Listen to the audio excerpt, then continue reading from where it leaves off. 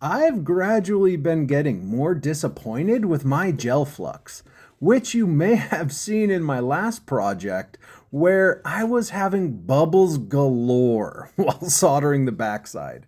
And plenty of you spoke up. Too much flux. While I appreciate the positive name calling, such as bro and darlin', the message was clear. So, this go around, let's do the opposite. Let's go minimalist with applying the gel flux and see if I still get the same amount of bubbles in my solder lines. Name of the game is no flux given. Get it? Yeah, you get it. I honestly can't even see where the flux was placed down, so we're heading in the right direction.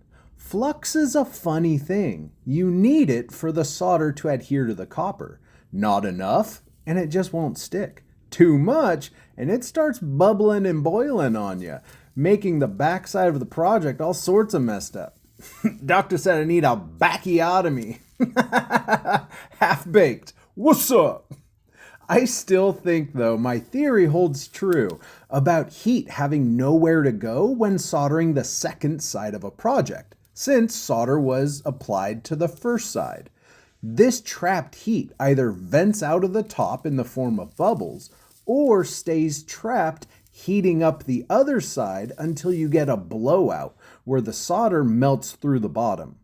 Although I'm still getting the occasional bubble, a few line pop, pop, pop, pop, pop.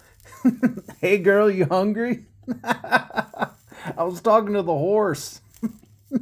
Sticking with the half-baked quotes. What's up? But all in all, I am not afraid to admit when I'm wrong. So please let it be known you were all right in your callouts.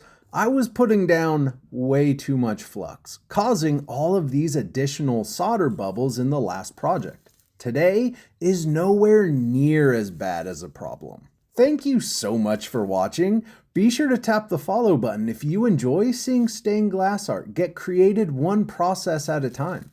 And if you're a new or aspiring artist, be sure to head over to my YouTube channel where you can check out specific playlists for each part of the stained glass process, especially if you're like me and learn best with visual aids.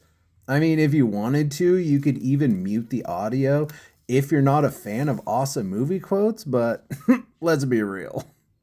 We know you are.